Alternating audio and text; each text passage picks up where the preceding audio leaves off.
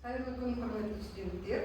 Бүгінгі сіздермен бос уақыт қоғам дамуының көрсеткіші атты модуль тақырыбымызбен таныса отырып, сабағымыздың тақырыбына көшеміз. Сабағымыздың тақырыбы бос уақытты жоспарлау. Яғни осы сабақтың өту барысында сіздер нені білесіздер? Бұл тақырыпта сіздер уақыттың мәнін түсініп, өзара ой бөлісесіздер.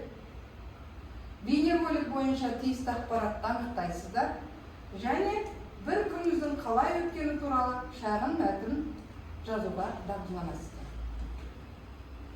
Енді осы тақырып бойынша жаңа сөздермен танысайық. Қараңыздар, қандай жаңа сөздер бүгінгі сабақта болады? Жіктеу, классифицировать, құлшыну, вдохновляться, өлшем, мера, үнемшіл, экономичный, кәсіби, профессиональный, қатаң талап, жесткое требование, қажырлы, настойчивый, кемелдендіру, совершенствовать, баянсыз, без повествования, әдеттер, привычки, қағида, принцип. Бұл екі тілде жаңа сөздер. Келесі слайдта тек қана қазақ тілінде көрсетілген. Осы жаңа сөздерді еске сақтау мақсатында топпен берілген сөздерді хормен айтып жаттығамыз. Яғни бірінші топ қазақша нұсқасын айтасыздар, екінші топ орысша нұсқасын. Барлық сөзді айтып болған соң, екінші топ астыңғы сөзден бастап қазақша нұсқасын айтасыздар, бірінші топ орысша нұсқасын айтасыздар. Түсінікті ме? Жақсы. Ал кеттік. Бірінші топ айтасыздар. Классифицировать, құлшыну, вдохновляться, өлшем, мера, үнемшіл, экономичный, кәсіби, профессиональный, қатаң талап, жесткое требование, қажырлы, настойчивый, кемелдендіру, совершенствовать, баянсыз, без повествования, әдеттер, привычки, қағида, принцип. Жақсы, енді сіздер қағида, принцип, әдеттер, привычки, баянсыз, без повествования, кемелдендіру, совершенствовать, қажырлы, настойчивый, қатаң талап, жесткое требование, кәсіби, профессиональный, үнемшіл, экономичный, өлшем, мера, құлшыну, вдохновляться, жіктеу, классифицировать. Ал балалар, келесі біздің тапсырма. Осы сөздіктегі көрсетілген сөздердің қазақша нұсқасын бірінші топтан кім? Бека, сіз айтыңыз. Орысшасымен жіктеу деген сөздің орысшасы қандай?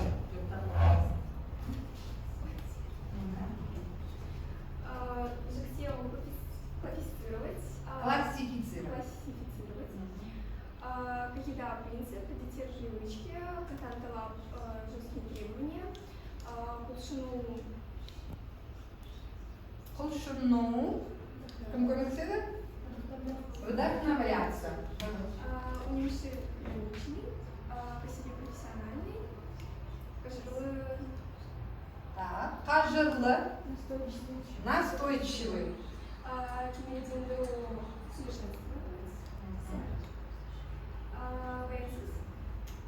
баянсыз, қалай? Без повествования. Жақсы ма? Сөздердің Вика еске сақтаған сөздер. Неше сонда? Неше сөз? 3 сөз ғана еске сақтай алмады, да? 11 сөзден. Неше сөз? 8 сөз есімде қалған екен. Жақсы, рахмет, Вика. Ал келесі топтан кім шығам дейді? Валентин. Стақтарға шығыңыз. Валентин, келіңіз. Қай топтың мүшесі көп сөз жаттады екен? Жіктеу, классифицировать, құлшыну, вдохновляться, үнемшіл, мера, кәсіби, профессиональный, қатаң талап, жесткое требование, қажырлы,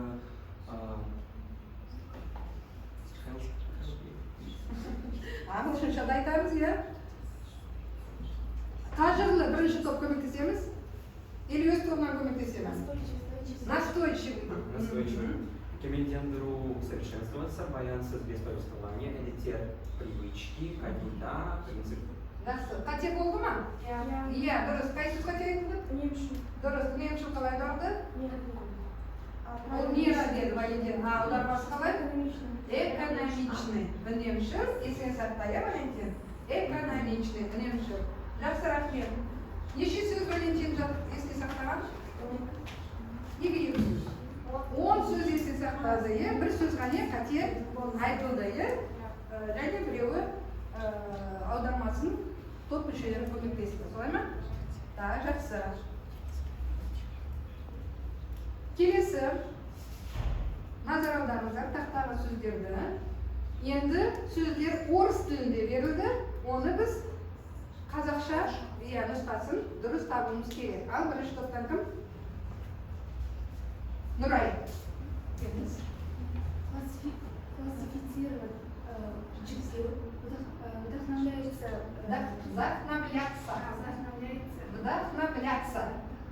Вдохновляться. Қайтарамыз. Вдохновляться. Өлшем. Арғарай тіліміз. Мера өлшем. Экономичный. Жаңа Валентин айтты, иә? Экономичныйны қате айтты, біз дұрыс нұсқасын не дедік? Кім көмектеседі? Үнемшіл. Профессиональный кәсіби. Жесткое требование. Жесткое требование.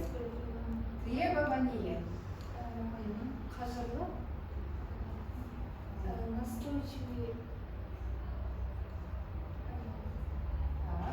Көмектесеміз. Өз тобынан көмектесетін шығар. Кім көмектеседі? Настойчивый. Настойчивый. Қажырлы дұрыс айтасыздар. Совершенствовать.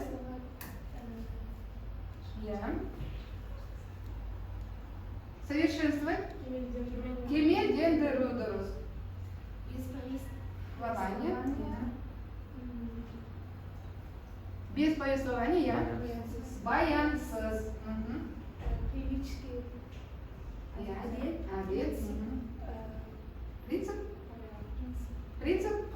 Қағида. Дұрыс, жақсы, рахмет, Нұрай. Кәнекей, келесі.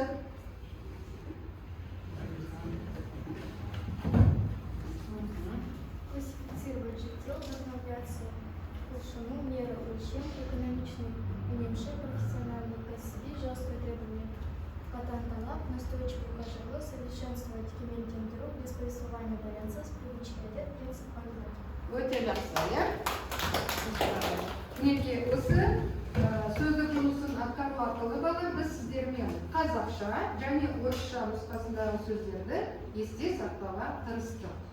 Балалар, біздің сабағымыздың тақырыбы уақытқа байланысты. Сондықтан да ой түрткі айдарында мынандай 3 сұрақ сіздерге қойым деп отыр.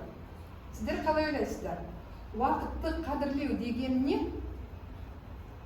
Кім жауап береді? Иә. Уақытты қадірлеу дегеніміз ол жақсы әдеттерді жасауды талпыну. Жақсы әдетке талпыну деп ойлайсыз. Жақсы, рахмет. Тағы да уақытты қадірлеу деген не? Тағы кімде қандай ой бар? Сіздерде? Уақытты бағалау. Өте жақсы. Жақсы, келесі. Тайм менеджмент дегенді білесіздер ме? Кім біледі бұл сөзді? Тайм менеджмент. Иә, Валентин? Тайм менеджмент дұрыс уақыт жоспарлау өнері. Уақытты дұрыс жоспарлау өнері. Дұрыс. Яғни бұл менеджмент, иә? Менеджмент. Яғни менеджмент деген өз уақытын не істеу? Дұрыс жоспарлау білу екен. Сондықтан да естеріңізде сақтаңыздар. Тайм менеджмент. Келесі, бос уақытты қалай жоспарлау керек деп ойлайсыздар? Иә, уақытты босқа өткізбеу керек, себебі уақыт алтыннан қымбат. Өте жақсы. Уақыт алтыннан қымбат. Бос уақытты өткізбеу керек дейді. Жақсы. Тағы қандай ойларыңыз бар? Өздеріне қатаң талап қою керек. Үнемшіл болу керек. Дұрыс, үнемшіл болу керек. Өзіңе қатаң талап қоя білу керексің. Жақсы. Сабағымыздың келесі кезеңі балалар мәтін мен жұмыс. Тақтаға көңіл аударамыз.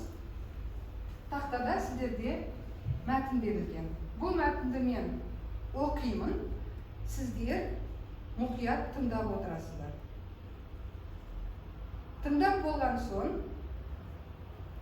осы мәтінді неше бөлікке бөлуге болады? Және бөліктерге, негізгі жалпы осы мәтінге қандай тақырып қоюға болады? Соны ойлап отырасыздар. Және осы мәтіндегі бөліктерге бөлгеннен кейін өз ойларыңызды мәтін бойынша негізгі деген ақпаратты бір-екі сөйлеммен айтып бересіздер. Түсінікті ме? Уақыт 1 минут оған беретін боламын. Ал мұқият тыңдайық мәтінді. Адамдарды уақытты қадірлейтіндер және уақытты қадірлемейтіндер деп екі үлкен топқа жіктеуге болады. Біріншісі уақытты қадірлейтіндер. Мұндай адамдар уақытпен жарысады. Оларды мейлі қандай іс болсын, алдын ала дайындаған айқын мақсаты, соған жету үшін белгілеген жоба жоспары, өзіне қойған қатаң талабы болады. Олар күн мен сағатты былай қойып, минут не секундты санап, соған сай іс тындыруға құлшынады. Күнделікті өмірде қажырлы, қарапайым, үнемшіл болып, көп іс тындырады. Өзін алдайтын, уақытты босқа өлтіретін баянсыз, мән-мағынасыз іспен айналыспайды. Сіз өзіңізге бойымда өзіме тән қандай кемшілігім мен артықшылығым бар? Қай бағытты, нендей кәсіпке ыңғайым келеді? Оған қалай ұмтылғаным жөн? Және осы кәсіптен нәтиже шығара аламын ба? Жоқ па деген сияқты сұрауларды үнемі қойып жүргеніміз дұрыс. Адам баласы әрқашан уақытты босқа өткізбей, өзіне және қоғамға пайда келтіретін іспен айналысуы қажет.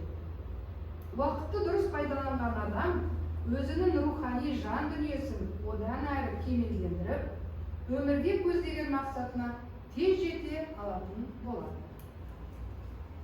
Ал енді бұл мәтінді өздеріңіз тағы да мұқият көз жүгіртіп оқып шығыңыздар. Және осы мәтінге қандай тақырып қояр едіңіздер? Соны айтасыздар.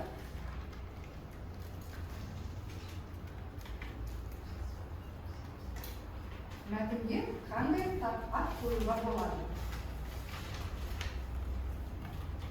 Ойланыңыз. Сөздікте берілген жаңа сөздер осы мәтінде кездеседі. Соған көңіл аударамыз. Және мәтінді неше бөлікке бөлуге болады? Осы сұрақтарға кім жауап береді? Бірінші сұрағым, мәтінге ат қоямыз. Уақыт деп айтасыз, иә? Ал сіздер? Уақыт керемет сый. Уақыт керемет сый дейді, тамаша. Тағы нұсқалар бар ма? Өздеріңізге жазып қояйық. Уақыт деген тақырып болды, және уақыт керемет сый деген тақырып қоюға болады деді. Келісеміз бе? Келісеміз, иә? Уақыт керемет сый дейді. Ал енді осы мәтінді неше бөлікке бөлер едіңіздер? Аяжан? Екі бөлікке бөлер еді. Жақсы. Бірінші бөлігін қай жерден бастап, қай жерден аяқтар едіңіз? Адамдар уақытты қадірлейтін және уақытты қадірлемейтін. Бұл басы, аяғы?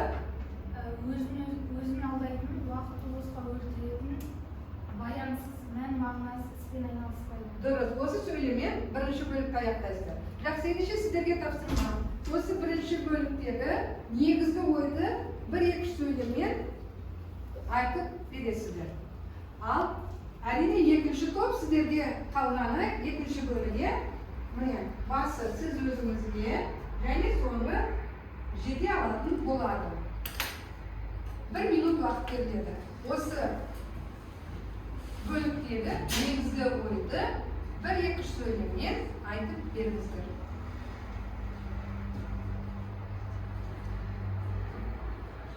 Тәкілерге жазғаныздар, екі бөліктегі негізгі қандай ойлар екенін табамыз.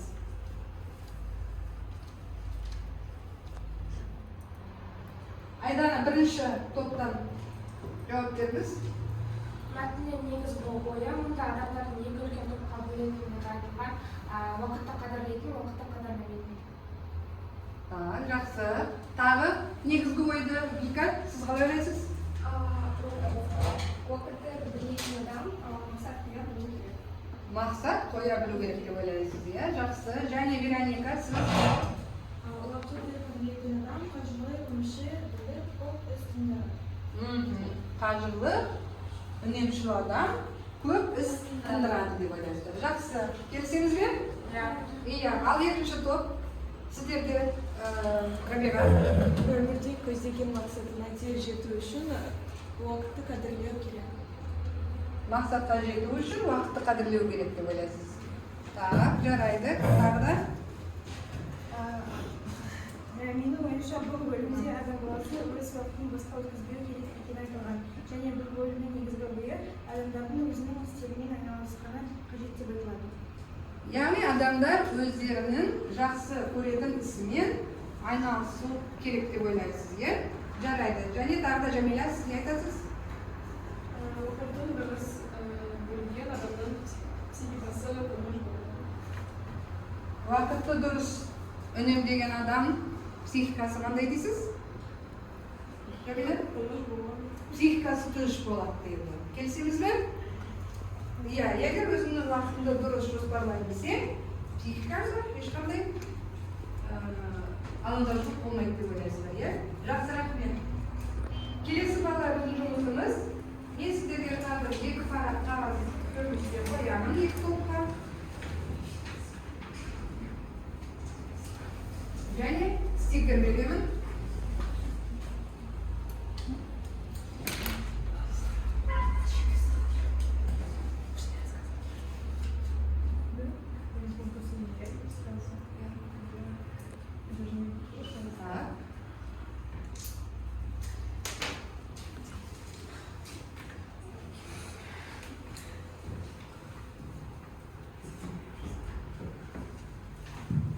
Келесі тапсырмамыз. Алдарыңызда жатқан қағазға стикерді қолданып, уақытты дұрыс және тиімсіз пайдаланатын адамдар қандай болады деген сұраққа жауап беру үшін алдағы жатқан бір парақ қағазды бірінші топ уақытты дұрыс пайдаланатын адам қандай болу керек? Соған стикерге жазып жапсырасыздар. Ал екінші топ уақытты тиімсіз пайдаланатын адам қандай болады? Соны анықтап, стикерді қолданып, ақ парақ қағазға жапсырасыздар. Уақыт 1 минут беріледі. Ал, бастаймыз. Иә, уақытты дұрыс пайдаланатын адам қандай болу керек? Соған қатысты жазасыздар. Екінші топ уақытты тиімсіз пайдаланатын адам қандай? Соған стикерді алып жазыңыздар. Мына қағаздың түбіне төбесіне жазып қойыңыздар, иә? Уақытты тиімсіз пайдаланатын адам деп. Рабиға. Сосын стикермен өз ойларыңызды жапсырып көрсетесіздер.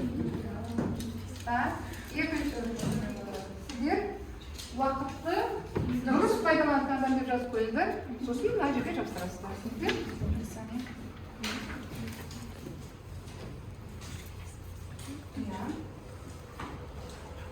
Балалар, кестені толтырып болсақ, бірінші топтан кім айтады? Уақытты дұрыс пайдаланатын адам қандай? Әсел, сіз шығыңыз. Екінші топтан уақытты тиімсіз пайдаланатын адам қандай деген жауапқа жақсы есмен сіз шығыңыз. Қандай? Иә? Әсел? Уақытты дұрыс пайдаланатын адам, уақытты дұрыс пайдаланатын адам қалған қояды. Сол адам өз уақытын дұрыс жоспарлайды. Мақсат қояды, үнемшіл болады, уақытты Уақытын әдеттерден арылады. Жаман әдеттен арылады Жақсы, Есмина сізге қандай? Уақытты тиімсіз пайдаланатын адам бұл адамға әрқашан маңызды істеген уақыт жетіспейді. Бұл адамның күн тәртібі болмайды. Уақытты тиімсіз Пайдаланады, иә? Бір сәттілік. Иә, көмектесеміз. Топ, кім жазды? Бір сәттілік. Бір сәттілік кім жазды? Ал, Валентин.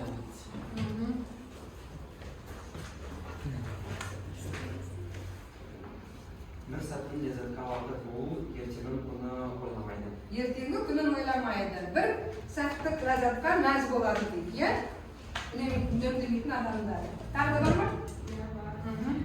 Өз Өз ісіне есеп бермейді дейді. Жақсы.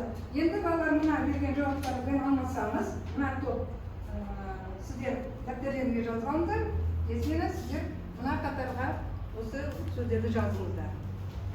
Яғни, осымен біз кестені естедік, толтырдық. Яғни, уақытты жаңағы екі топқа жіктеген болатын, уақытты қадірлейтін және қадірлемейтін адамдар деп. Сол қадірлейтін және қадірлемейтін адамдар қандай болады? Соны толтырып, дәптерлеріңізге жазып қойыңыздар. Тақтада көрсетілген сөзге назар аударыңыздар. Тайм менеджмент уақытыңды дұрыс жоспарлау өнері деген мағынаны білдіреді. Ал кайдзен жапон тілінен алып енген сөз, бұл жақсылыққа қарай бағыт алу, өзгеру дегенді білдіреді. Яғни балалар, біз қазір сіздермен бейнежазбамен жұмыс жасаймыз. Бейнежазбаны көріп отырып, танысып, мына төмендегі берген сұрақтарға жауап бересіздер. Бизнесмен өз күнін қалай жоспарлайды? Бойында қандай үш жағымсыз қасиеттері бар және олармен қалай күреседі? Кайдзен сағатта немен шұғылданады? Тәуліктің ең нәтижелі уақыты қандай?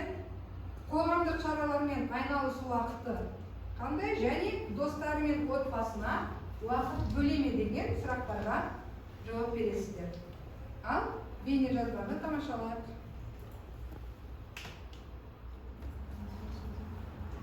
Және қазір бұл айтып жатқан адам кім? Соны кім таниды? Айтасыздар маған, жақсы ма?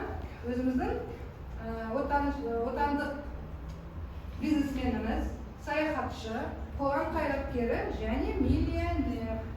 Оны бәлеміз тыңдаймыз. Теперь о личном. То, что касается личного, как строится мой день. Дело в том, что я очень трепетно и четко отношусь к привычкам. Я считаю, что 90% времени человек живет на основе привычек. В чем прелесть привычки? Когда у тебя сформирована привычка, тебе не надо применять силу воли. Я человек абсолютно не волевой.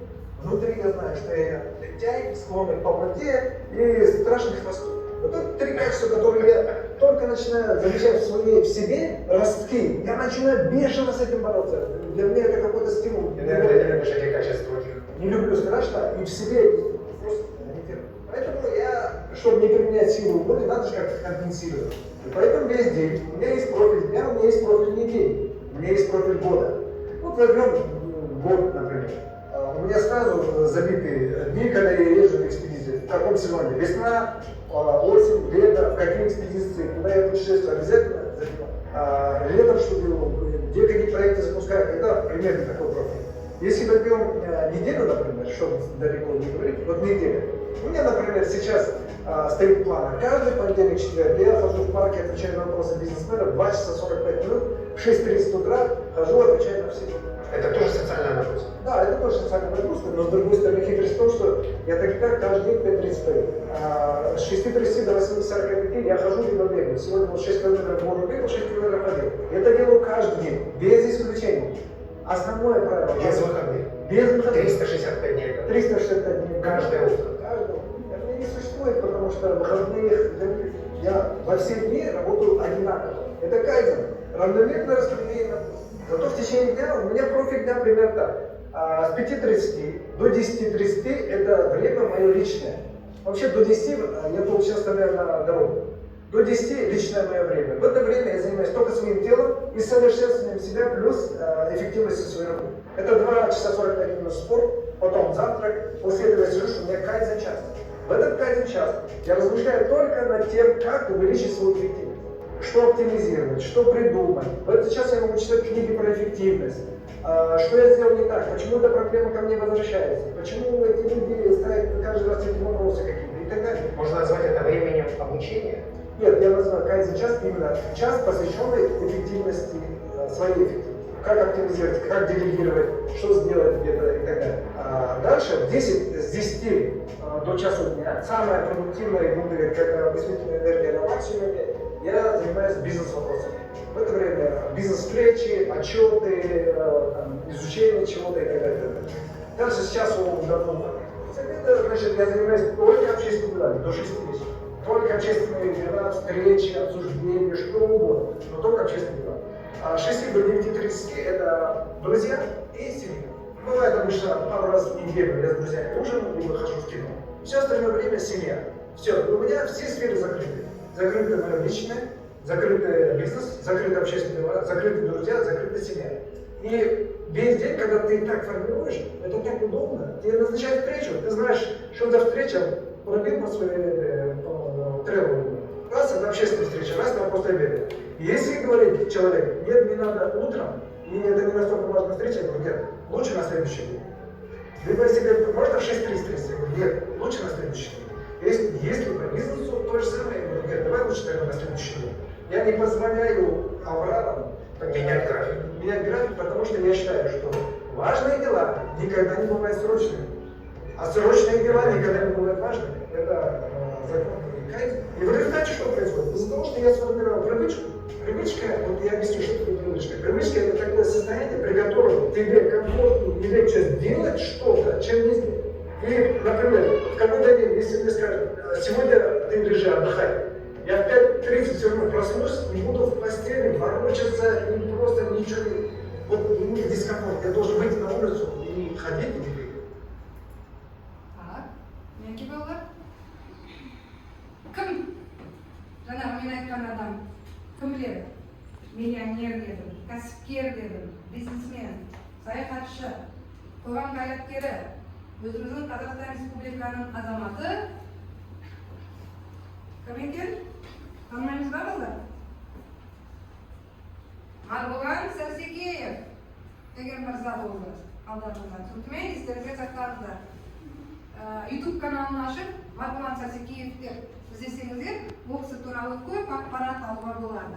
Тренингтер неше түрлі өткізеді, яғни уақытты қалай дұрыс пайдалану, бизнесті қалай бастау керек туралы. Сондықтан да мен сіздерге осы адам туралы ақпаратты ізденіп көруіңізге ұсынамын. Ал енді біздің бүгінгі жұмысымыз ары қарай сұрақтарға, жаңағы сұрақтарға не керек? Жауап беру керек болды, иә? Мінекей балалар, мына сұрақтарға жауап береміз. Дәптерлеріңізге осы бизнесменнің айтқан өзінің уақытын қалай тиімді пайдалану методикасы, әдісі дейміз, бар екен. Естеріңізге не сақтадыңыздар? Өздеріңізге не алдыңыздар соны? 1 минут уақыт беріледі, жазыңыздар. Кім не сақтады ойына? Барлық сұраққа жауап беру міндетті емес, бір сұраққа да жауап берсеңіздер болады. Бизнесмен өз күнін қалай жоспарлайды екен? Бизнесмен күнделікті әдеттерге көп көңіл бөледі. Әдетке көп көңіл бөледі. Жақсы, тағы да бойында қасиеттермен қалай күреседі екен? Күнделікті, апталықты, жылды жоспар құрайды. Иә. Кайдзен сағатта немен шұғылданады? Өз тиімділігін қалай арттыруды ойластырып, өзін-өзі дамытуды арттырады. Өз-өзін дамытуға арнайды, уақытын? Иә. Қоғамдық шаралармен айналысуға уақыт бөле ме? Қоғамдық шаралармен айналысу уақыты 14-18 дейін екен. Ал Вика, достарымен отбасына уақыт бөле ме? Достарымен отбасына уақыт сағат 6-дан сағат 9:30-ға дейін уақыт бөледі. Жақсы, рахмет. Келесі балалар, енді сабағымыздың соңына келдік. Бүгінгі сабақта болды деп ойлайсыздар? Кім жауап береді? Басты мәселесі. Иә, Рабиға? Уақыттың басты мәселесі бұл уақытты тиімді пайдалану. Тиімді пайдалану, дұрыс. Иә. Ал қандай білім алдың? Не үйрендің? Мен өз бос уақытымды дұрыс жоспарлауды үйрендім. Дұрыс жоспарлауды үйрендің, жақсы. Ал өзіңді қалай сезіндің сабақ бойы? Өзімді өте күшті, жақсы сезіндім. Күшті, жақсы сезіндің. Тағы қосарларыңыз бар ма? Бірінші топ сіздер. Сабақта өздеріңізді қалай сезіндіңіздер? Әсел? Иә. Нұрай? Қалай сезіндіңіздер өздеріңізді? Сабақта пайдалы ақпарат болды ма? Кімнің методикасымен таныстыңыздар? Иә, Марғұлан Сейсенбаевтың әдісімен, әдістемесімен таныс болдыңыздар. Жақсы. Сонымен балалар, үйге тапсырмаңыздар. Мен сіздерге экранда уақыттарыңызды тиімді пайдалану қағидаларын ұсынамын. Осы қағидаларды пайдаланып, үйде бір күніңіздің қалай өткені туралы шағын мәтін жазыңыздар. Мәтіннің көлемі 100-150 сөзден тұрады. Үйге тапсырма. Берілген мына қағидаларды пайдаланып, уақытты жоспарлай алуға үйрену қажет. Ағымдағы және алдағы жасалатын жұмыстарды жоспарлау және күн сайын күнделікке немесе ұялы телефонға жазып отыру керек деген қағидаларды ұстанып, бір күніңіздің қалай өткені туралы шағын мәтін жазып келесіздер. Көлемі 100-150 сөзден тұру керек. Ал балалар, бүгінгі сабағымыз аяқталды. Сабаққа қатысқандарыңызға рахмет. Сау болыңыздар.